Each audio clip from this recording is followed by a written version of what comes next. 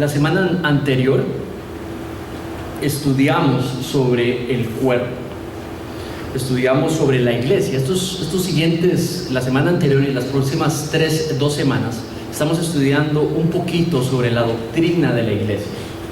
La doctrina de la iglesia, lo que la Biblia enseña sobre la iglesia. No lo vamos a ver todo, pero a través del año vamos a tomar unas pausas de estudiar la segunda carta de Pedro, que quiero recordarles, empezamos en 2 domingos, un domingo más sobre la doctrina de la iglesia y luego empezamos la segunda carta de Pedro. Así que porfa, vayan leyéndola, leanla una y otra vez, estudienla, apunten, pregunten, amárrense los cinturones porque empezamos. Y realmente es importante que ustedes en casa puedan meditarla, leerla, para que una vez que la vamos a estudiar juntos, ya ustedes puedan tener cierto conocimiento y entendimiento de lo que Pedro quiso comunicar por medio de esa carta. Antes, la semana anterior, y producto de que estamos empezando un grupo de ustedes, por la gracia del Señor nos están considerando, algunos ya lo han decidido ser parte formal de esta congregación, y motivados por este curso de inducción a la iglesia que se está dando y que durará las próximas 8 semanas, quería, y creo que es sano para la iglesia, recordarnos los unos a los otros la bendición que es la iglesia local, la iglesia universal. Así que la semana anterior estudiamos sobre el cuerpo de Cristo y vimos que el cuerpo de Cristo es diversidad de miembros, donde cada miembro, diversidad de miembros funcionando en unidad, y ese es el diseño de Dios. Hombres y mujeres distintos, traídos de lugares distintos, con costumbres distintas, contextos distintos, mañas distintas, aptitudes distintas, y dice que es Dios el que los inserta en el cuerpo. Entonces esa es una realidad de la cual nosotros tenemos que gozarnos, la diversidad de miembros funcionando en unidad. Y dice que cada miembro es necesario. No hay ni un solo miembro del cuerpo que puede considerarse no necesario, mucho menos un miembro del cuerpo considerar que hay otro que no es necesario. Y por último estudiamos de que el diseño de Dios es que los miembros nos volvamos codependientes los unos de los otros. Y esto quiere decir, esto implica conocernos, servirnos, ayudarnos, acuerparnos, y se genera tal vínculo y tal relación entre los miembros que entonces camina unida tal y como un cuerpo. Y por eso la metáfora. La iglesia es un cuerpo porque sus miembros todos son necesarios, todos son diversos, no hay uno que sobre, no hay uno que falte. Ese es el cuerpo y debemos de cuidarnos los unos a los otros. Ahora, lo que quiero hoy presentar específicamente con este texto es de que el cuerpo, tal y como el cuerpo humano tiene cabeza, la iglesia también, el cuerpo de Cristo también. Y es Cristo quien es la cabeza. Y hoy en los siguientes minutos lo que quiero que veamos es que estudiemos lo que Colosenses dice sobre la cabeza de la iglesia y qué efecto genera o debiera de generar en el cristiano cuando estudia este texto. Leo para ustedes Colosenses capítulo 1 a partir del versículo 15 hasta el 23. Esta es versión nueva de las Américas. Él es la imagen del Dios invisible, el primogénito de toda la creación, porque en Él fueron creadas todas las cosas, tanto en los cielos como en la tierra, visibles y invisibles, ya sean tronos o dominios, o poderes de autoridades. Todo ha sido creado por medio de Él y para Él. Y Él es antes de todas las cosas, y en Él todas las cosas permanecen. Él es también la cabeza del cuerpo, que es la iglesia. Él es el principio, el primogénito de entre los muertos, a fin de que Él tenga en todo la primacía. porque agradó al Padre que en Él habitara toda la plenitud, y por medio de Él reconciliar todas las cosas consigo, habiendo hecho la paz por medio de la sangre de su cruz.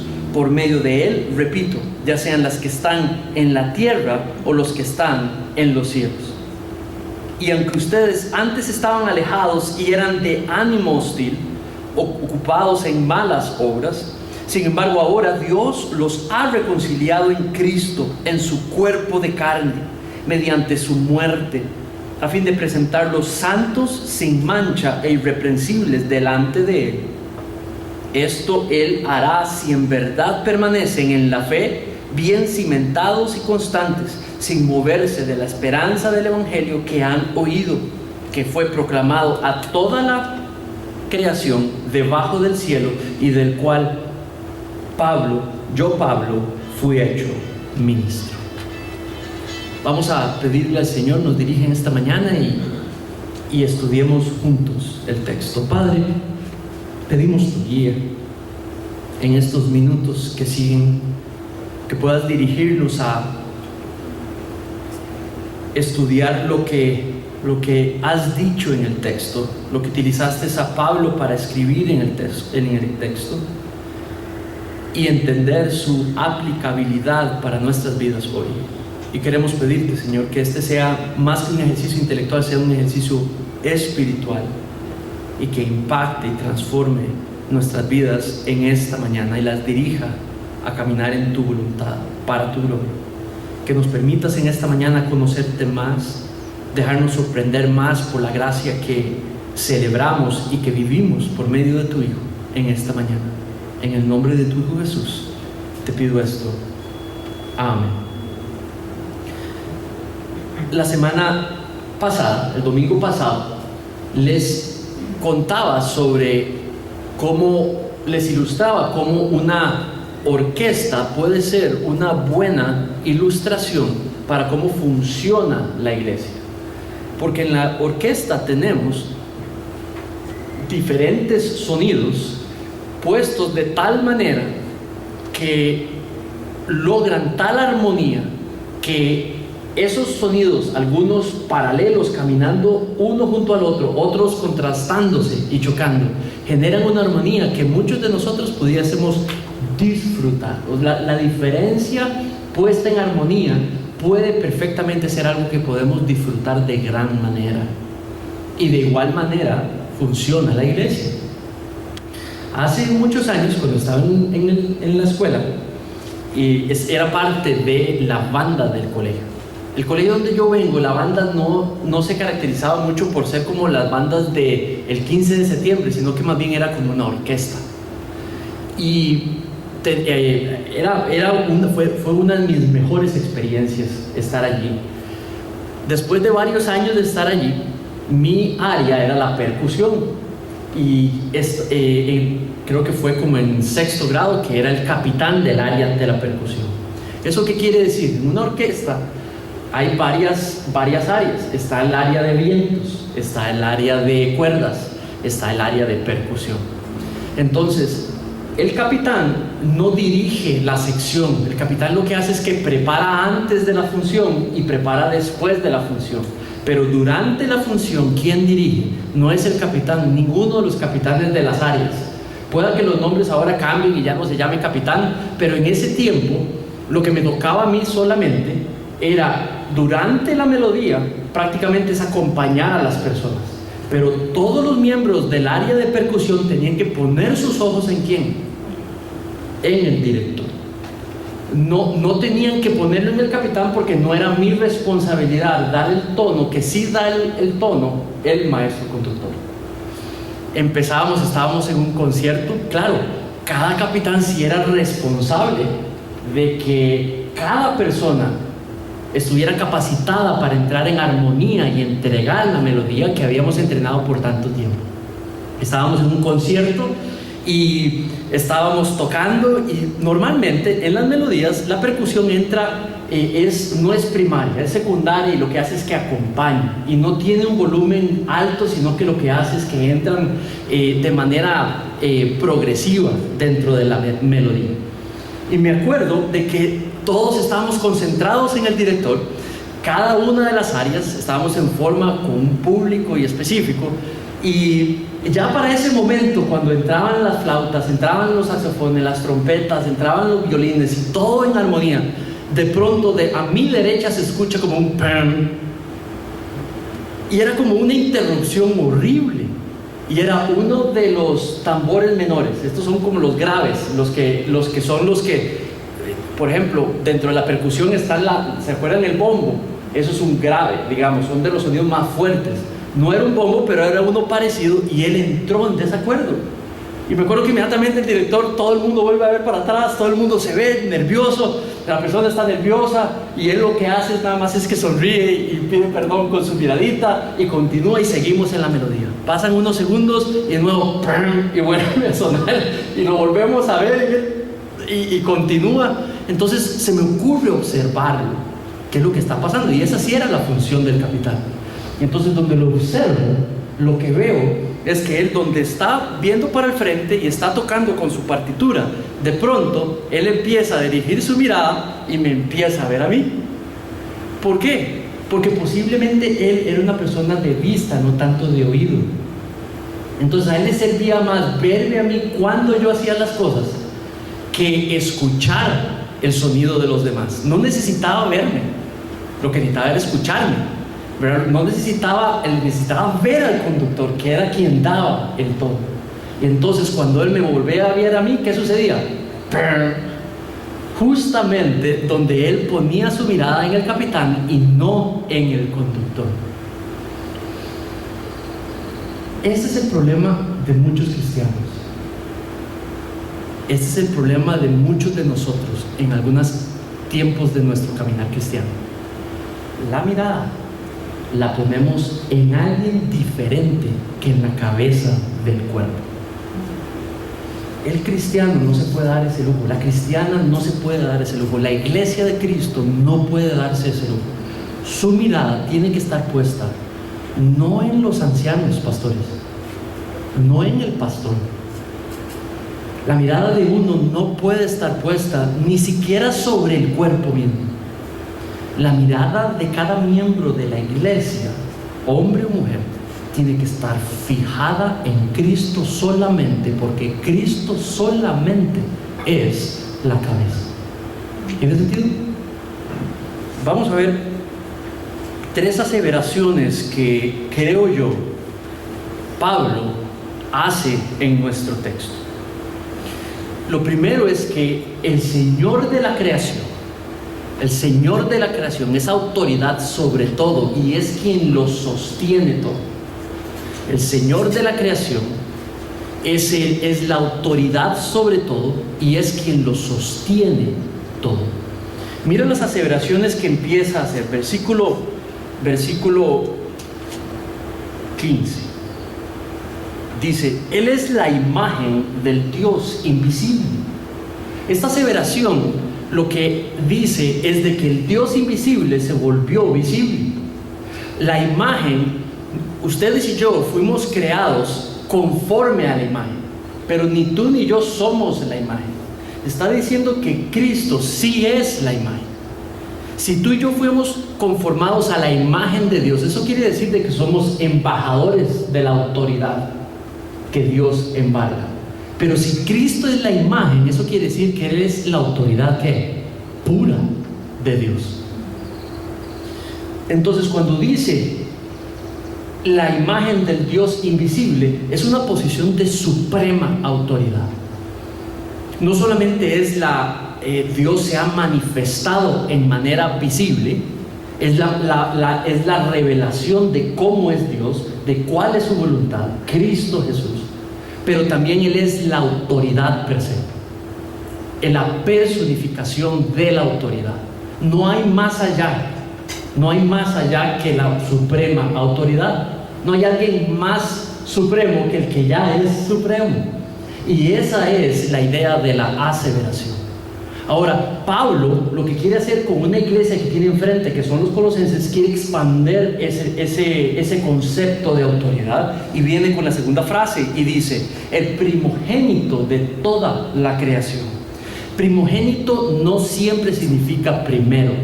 Primogénito significa sin igual. De hecho, en el contexto greco-romano no hubieran entendido la palabra primogénito, no se usaba necesariamente, casi siempre, como primero, sino que se usaba más bien como el principal, el supremo, el superior. Ahora, ¿esto cómo cambia? Porque dice que es en la creación.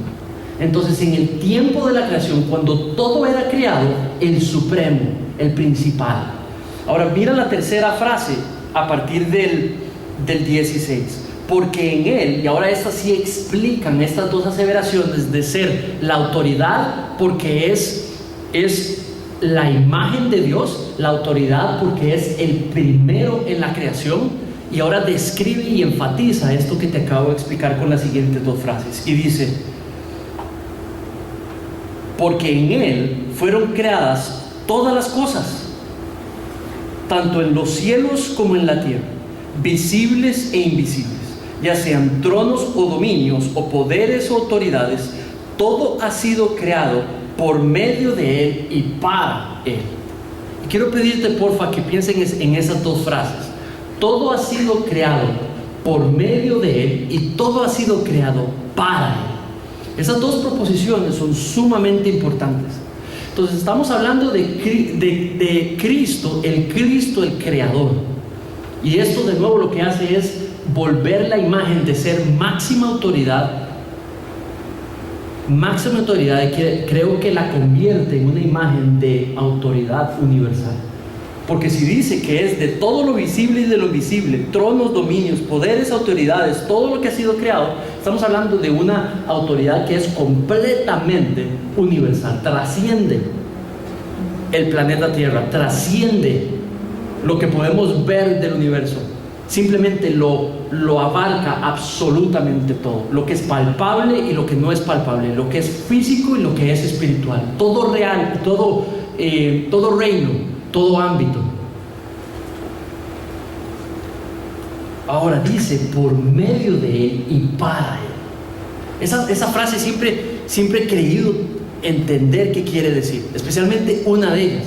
Fue creado por medio de él. Dice creador, el Señor de la creación, pero dice para él. Y ese para, sinceramente no fue hasta hace mucho que creo que puedo entender. Y no estoy seguro, digo yo. Pero entonces, si Él es el creador, para Él quiere decir que la creación fue creada con un objetivo. Él es el objetivo de la creación. Porque si es para Él, entonces quiere decir que Cristo, la creación, tenía un objetivo para Cristo. Fue creada para que Cristo hiciera algo. ¿Tiene sentido? Y creo que el texto sí responde a eso. La creación fue traída a la luz para que Cristo la restaurara. La creación fue sacada de la oscuridad hacia la luz, y la creación sucedió para que Cristo la restaurara. ¿Saben? El Señor de todo lo creado es autoridad sobre todo, y es quien lo sostiene todo. Ahora mira el versículo 17, dice: Él es antes de todas las cosas, y en Él todas las cosas permanecen. Cuando dice que Él estaba antes, quiere decir de que cuando no había nada, Él ya era. Que cuando no había nada creado de lo que es visible para nosotros hoy, Él ya existía. Entonces lo que habla es de que esta autoridad, el Señor de la creación, tiene una autoridad que siempre ha sido eterna. Él siempre ha existido, siempre ha sido, Él nunca comenzó, sino que es una autoridad que ha sido siempre eterna. Ahora, lo que impresiona también es en la última parte del 17, cuando dice: y en Él todas las cosas permanecen. Reina Valera dice: y en Él todas las cosas subsisten. ¿Hay alguna otra versión que tenga alguna palabra distinta? Permanecen, subsisten. Eso quiere decir de que no se colapsan, Es una palabra que lo que busca es que mantiene algo en cohesión, mantiene las cosas funcionando, no se desbaratan, sino que en el poder de esa autoridad que tiene el creador de todo, es quien mantiene todo funcionando como tiene que funcionar. ¿Tiene sentido? Él tiene el poder, por ser la autoridad suprema, de poder mantener toda la creación funcionando como Dios quiere que funcione. No hay nada que se le sale de las manos, no hay algo que pudo haber sucedido que cambie la voluntad de Él para la creación. Si Dios quería restaurar la creación, nada se podía meter con eso. ¿Saben? El Señor de todo lo creado, autoridad sobre todo, y es quien lo sostiene todo. Ahora, el Señor de la creación es el Señor de la iglesia. El Señor de la... Vamos a ver. El Señor de la creación es el Señor de la iglesia. El Señor de todo lo creado es la autoridad en la iglesia. Miren los versículos 18 y dice: Él es también la cabeza del cuerpo, que es la iglesia. Cuando habla de cuerpo, de nuevo el cuerpo humano conformado, lo estudiamos de acuerdo a Pablo también en Corintios la semana anterior, miembros diversos funcionando en cohesión. Y dice que tal y como en el cuerpo tiene una cabeza, la iglesia, que es el cuerpo de Cristo, Cristo es la cabeza. Quiero nada más que pienses, reflexiones o filosofemos un poco en cuanto a esa idea. Entonces, diversidad de miembros con Cristo como una cabeza. ¿No es cierto que entonces un miembro separado no puede coexistir con Cristo como la cabeza? Porque tiene que ser parte del cuerpo para poder tener a Cristo como la cabeza. Entonces, la realidad, si eso que acabo de decir tiene sentido, para poder tener a Cristo como cabeza, tienes que ser parte del cuerpo.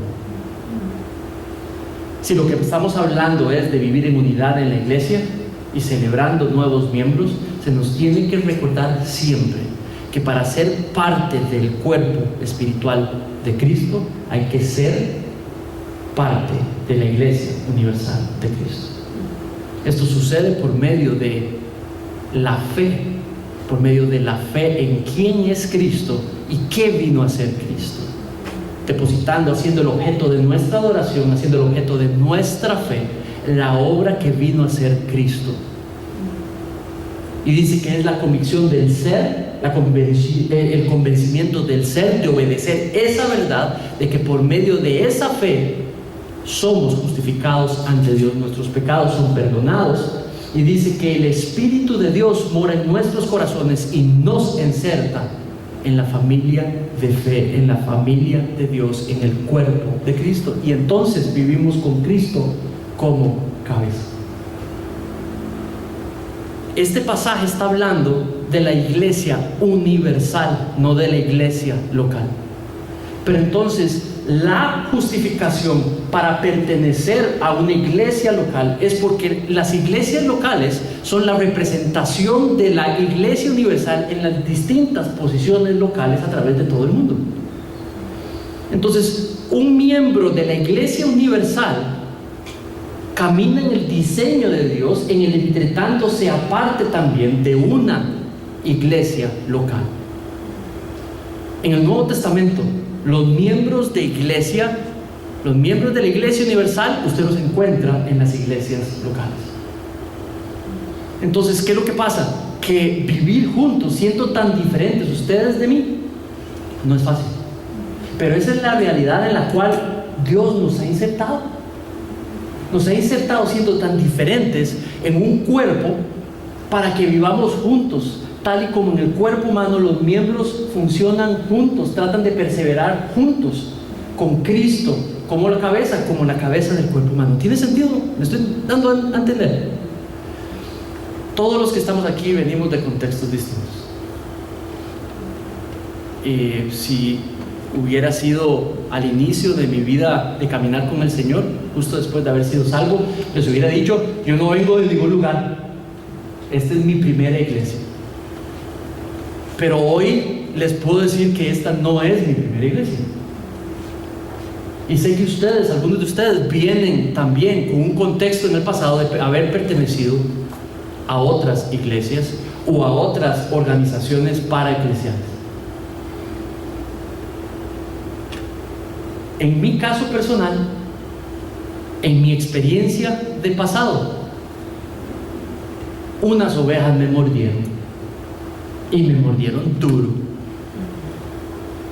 Ustedes las conocen, ustedes no sabían que hay ovejas carnívoras. Claro, hay ovejas carnívoras y muerden duro. ¿Saben? También hay lastimosamente pastores carnívoros y también muerden duro. Hay líderes justificados y que aman al Señor, pero también hieren. Como también hay ovejas, no siendo líderes, que también muerden y muerden duro. Entonces, cuando nos reunimos, tras que somos distintos, somos llamados, diseñados a vivir en armonía, y venimos con dolor del pasado, con dudas del pasado, con ¿me pasará de nuevo?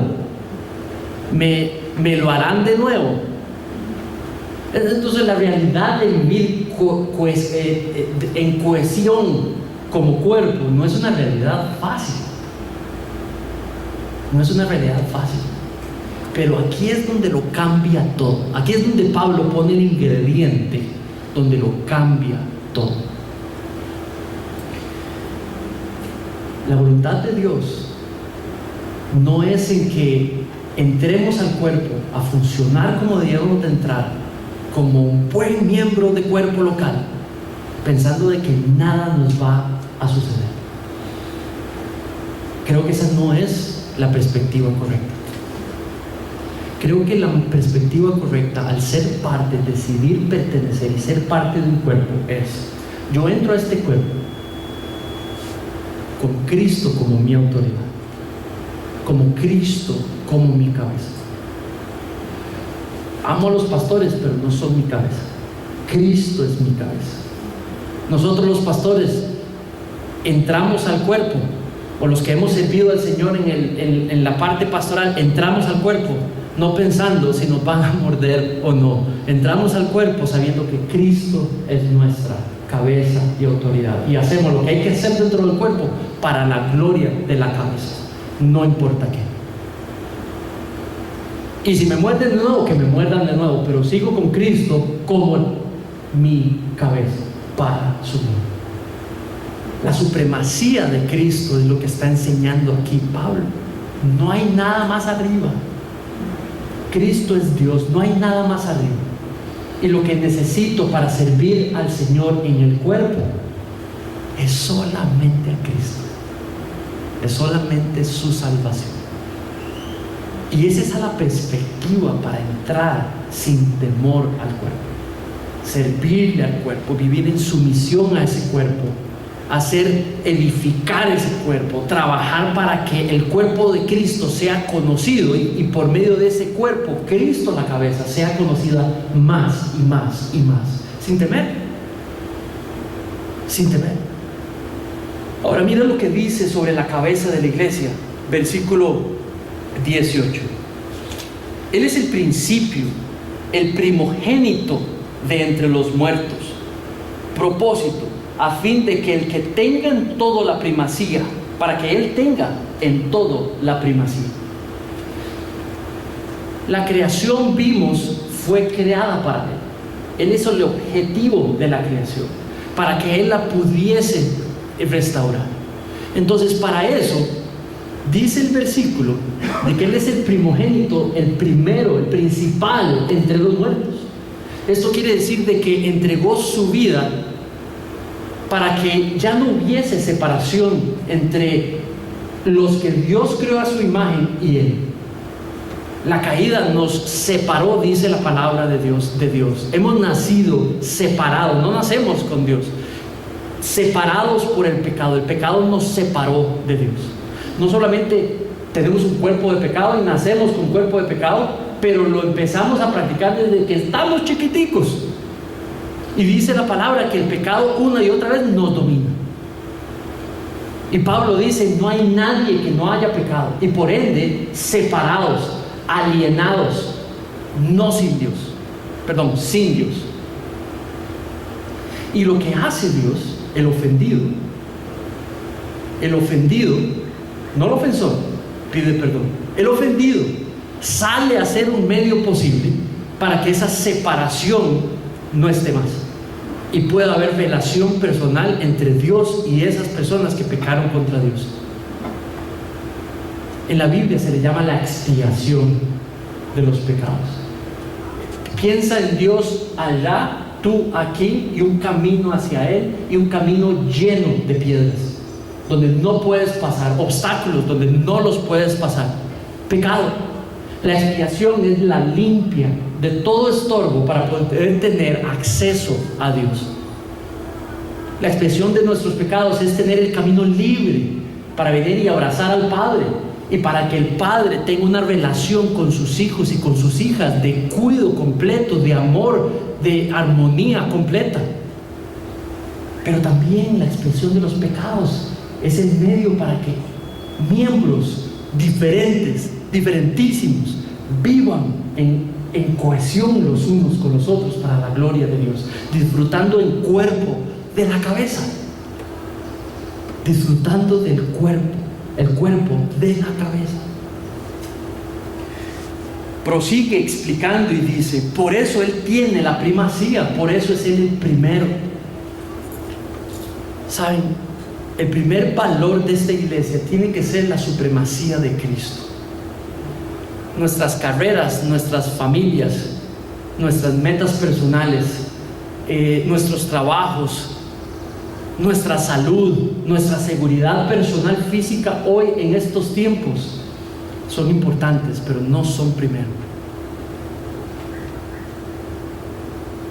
No son primero. Hay solo un primero. Nuestros temores son entendibles, pero eso no está de primero. Nuestras preguntas son entendibles, pero no están de primero.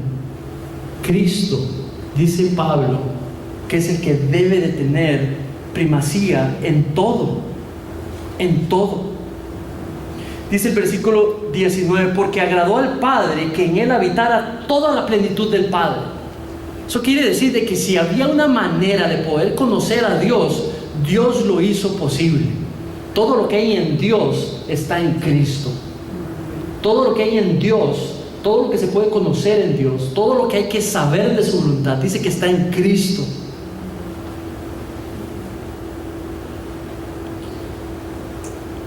Y entonces Dios vino y se hizo hombre, y pudimos ver la gloria de Dios. Y hombres y mujeres lo vieron, y hombres lo escribieron, y por ende tenemos la palabra registrada de Dios, un medio para conocerle, un medio para conocer su voluntad y conocer su voluntad para nosotros y nuestras vidas. Y lo que entendemos es que su voluntad para nosotros es que vivamos en armonía como cuerpo, con Cristo como la cabeza, como un cuerpo con misión, un cuerpo con visión, un cuerpo con marcas, un cuerpo vivo que late. Y sí, a veces los miembros nos vamos a herir, y sí, a veces va a ser difícil quedarnos en el cuerpo, y sí, a veces no va a ser fácil. No va a ser fácil, pero sí es posible con Cristo como nuestra autoridad. La autoridad del que se pare aquí, la autoridad de la iglesia, no está en el que se para aquí a enseñar. Ustedes no me pueden permitir a mí ni a nadie más tomar esa autoridad. El que tiene la autoridad solamente en la iglesia es Cristo, y eso tiene que permanecer siempre así. Dice el versículo, y por medio de Él reconciliar todas las cosas consigo, habiendo hecho la paz por medio de la sangre en su cruz. por medio de Él, repito, ya sean que las que están en la tierra o las que están en el cielo. Cuando habla de reconciliación, la expiación de pecados, que es la acción de la quita de la separación que hacían nuestros pecados entre Dios y nosotros, dice que hay un regalo y es la salvación. Esa salvación, la palabra de Dios la explica con distintas metáforas, y una de ellas es la reconciliación. ¿Cuáles otras? Está la redención, está la santificación, está la adopción, ¿verdad? Son varias metáforas que hemos estudiado en el pasado. Al principio del 2020 vimos todas las metáforas de salvación. Bueno, la reconciliación es una de ellas, y lo que habla es de que había una relación que se quebró, una relación que no estaba bien, una enemistad con Dios. Estamos enemistados con Dios, no amistad, no relación. Y lo que habla esa palabra es que lo que hace Cristo en la cruz nos ha puesto en una relación nueva, como nunca, donde quien asegura la relación es Cristo, no nosotros, y donde nosotros lo que tenemos es una responsabilidad solamente ante esa relación. Entonces, cuando hablamos de reconciliación, es que lo que Él hizo nos ha reconciliado con Dios, que lo que Dios tenía en contra de nosotros ya no está, y que es una obra que se hace una sola vez y que queda firme por el resto de los tiempos. Y dice que para eso hacerse posible se necesitó una cruz y sangre en esa cruz. Y fue lo que celebramos justamente ahora. Si en Cristo, mi hermano, usted y yo somos hombres y mujeres que caminamos perdonados, reconciliados, perdonadas, reconciliadas. Y no se te olvide, no importa lo que hagas en esta vida, no cambia tu reconciliación frente a Dios. No importa lo que hagas en esta vida,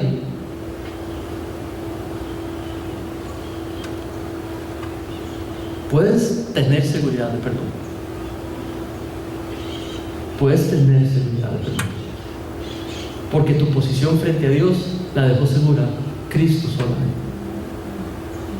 Entonces, ¿cómo funciona alguien que entiende y valora esto? Esto genera un efecto.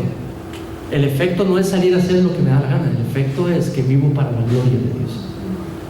Entiendo el sacrificio, entiendo la gracia no merecida, entiendo la libertad, entonces yo ahora vivo en dirección a Dios y lo hago con todo mi ser.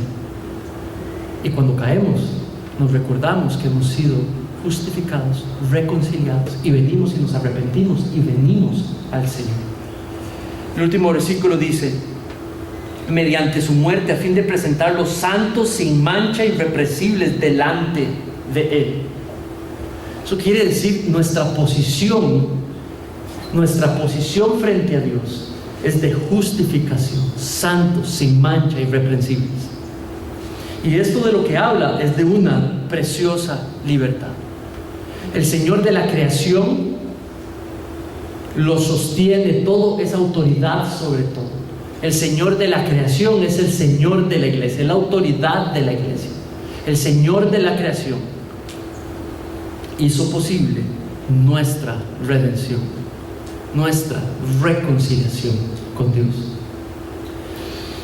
Versículo 23 dice: esto Él hará si en verdad permanecen en la fe bien cimentados y constantes, sin moverse de la esperanza del Evangelio que han oído, que fue proclamado a toda la creación debajo del cielo y debajo, y de la cual yo, Pablo, fui ministro. Entonces, cuando habla, este es el efecto de vivir con Cristo como la cabeza. Dice: cimentados y constantes, sin movernos de la esperanza del Evangelio. Este es el segundo efecto: responsables a permanecer en la fe, asumiendo las responsabilidades de vivir en el Evangelio, cimentados e inamovibles en la fe obedecida, en la fe puesta en el Evangelio. Entonces, quiero resumir de esta manera lo que hemos venido viendo hasta el día de hoy. Lo que Dios quiere, lo que Dios desea, lo que Dios diseñó, no son miembros de su cuerpo dispersados, independientes los unos de los otros por todo el mundo. No es ese el diseño de Dios. Así no funciona un cuerpo. No son miembros creyendo que porque son miembros de la Iglesia Universal no necesitan ser parte de una iglesia local. Tampoco quiere eso. Saben, cuando salí de la iglesia anterior, antes de fundar Familia de Fe, realmente vieron cómo me costó fundar Familia de Fe. Nos costó fundar Familia de Fe. Porque las heridas duelen y parecen dirigir, parecen decir verdad, pero en realidad es solo eso, un pedacito de verdad. Eso es lo que dicen. El temor, el miedo, el dolor, lo que dicen son conatos de verdad, pero no es toda la verdad. Fue el tiempo el que nos permitió realmente recordarnos, no, nuestra cabeza es Cristo, nuestra autoridad es Cristo. Cristo nos quiere en la iglesia local y nos quiere luchando para la cohesión de esa iglesia local. Y lo único que necesitábamos comprobar es necesitamos ir a un cuerpo donde Cristo sea la cabeza de ese cuerpo y que funcione como en la Biblia describe, funcionan los cuerpos de Cristo locales, que tengan las marcas, que tengan la visión, que tengan la misión. Y ¿saben qué? Aprendimos de que no hay iglesia perfecta. Entonces ya en la segunda sí íbamos más humilditos, porque no hay iglesia perfecta, no hay pastor perfecto, no hay miembro, oveja perfecta. Esa es parte de la belleza del cuerpo de Cristo. Hombres y mujeres, jóvenes, mayores, niños. Si en Cristo, miembros de un cuerpo, por gracia, la gloria de Dios se ve manifestada donde perseveran en unidad para la gloria de Dios, llevando al cuerpo a ejecutar su misión, a dar el testimonio que tiene que dar y ejemplificar los valores que tienen las iglesias locales en el Nuevo Testamento.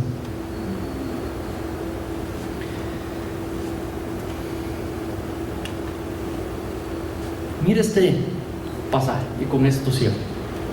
Esto es 1 Timoteo 3:16. Si quieres abrirlo ahí conmigo, no hay ningún problema. Si no, lo tengo aquí en la pantalla. Habla de la cabeza de la iglesia, de la cabeza de todo miembro del cuerpo de Cristo. Y dice así: sin duda alguna, el gran misterio de nuestra fe es el siguiente: Cristo fue revelado en un cuerpo humano y vindicado por el Espíritu. Fue visto por ángeles y anunciado a las naciones. Fue creído en todo el mundo y llevado al cielo en gloria. Lo que Pablo le dice a Timoteo es un resumen de lo que hemos visto, pero lo que explica ahí al final es de que la cabeza de la iglesia está en poder y está a la diestra del Padre y está en gobierno y está en autoridad y está en cuidado de aquellos a que lado. Hoy empezamos un año nuevo y no se te olvide que el que lo creó todo, esa es tu cabeza. El que lo creó todo, ese es tu pastor y ese es mi pastor. El que lo creó todo, ese es el que está en control de Costa Rica en los tiempos que vivimos hoy. El Señor de esta iglesia es el Señor que lo creó todo. Y es en esa confianza y en esa fe que enfrentamos juntos este 2021, no importa qué. Amén. Oremos.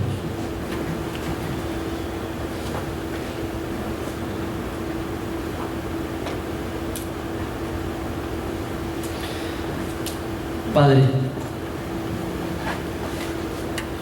en esta mañana te damos gracias, Señor, que por gracia en esta congregación es nuestro deseo y convicción que sea tu Hijo nuestra cabeza, nuestra autoridad, nuestra guía, nuestra razón de vivir y de existir, nuestra razón de perseverar los unos con los otros.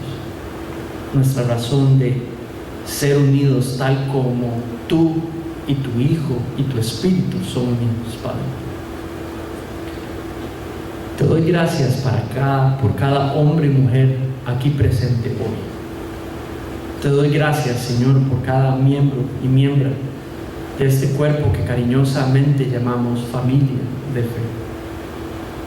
Y queremos pedirte por cada uno de nosotros, Señor, para que podamos no perder la fe los unos para con los otros. Me refiero a hermanos de hermanas en Cristo.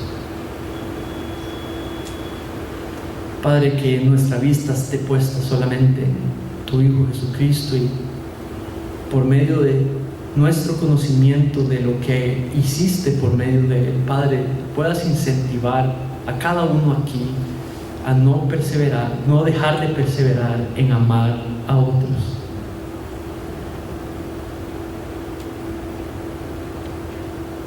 No dejar de perseverar en perdonar a otros. No dejar de perseverar en dejarte sanar nuestras heridas. En no dejar de perseverar en seguir creyendo en tu iglesia, la que salvaste, la que creaste, la que diseñaste. Padre, todo cristiano y cristiana, todo creyente, Señor, aquí presente, tiene un rol en tu iglesia, tiene un ministerio en tu iglesia. Y la próxima semana veremos de que le has dado a cada miembro tus dones para que puedas ser testificado por medio de ellos, Señor. Padre, te pido que en esta serie que hemos establecido puedas renovar la convicción de sorpresa, de cariño, de compromiso, de celo hacia lo que es la iglesia en cada uno de nosotros. Sabiendo que este es un cuerpo imperfecto, pero es un cuerpo que quieres edificar y que quieres sanar, que quieres solidificar y que haga armonía tal y como la mejor orquesta del mundo. Guíanos, Padre, a hacer eso, a glorificarte en la manera de coexistir, en la manera de vivir, en la manera funcional. Padre, ayúdanos. Te necesitamos para hacer eso. En el nombre de tu precioso Hijo Jesucristo y para tu gloria es que te pedimos esto. Amén. Vamos a escuchar un canto más. Y quiero, porfa, pon atención a las letras. Esta canción tiene un lugar especial en mi corazón. Desde la primera vez que la escuché, enfoca fácilmente mi corazón a lo que tiene que estar enfocado cuando más lo necesito. Esto es algo que llamamos un himno contemporáneo. No son de los himnos antiguos, pero es un himno contemporáneo. Tiene una estructura de himno. Y quiero que porfa puedas meditar, cantar con prudencia, ¿verdad? Con todas las indicaciones.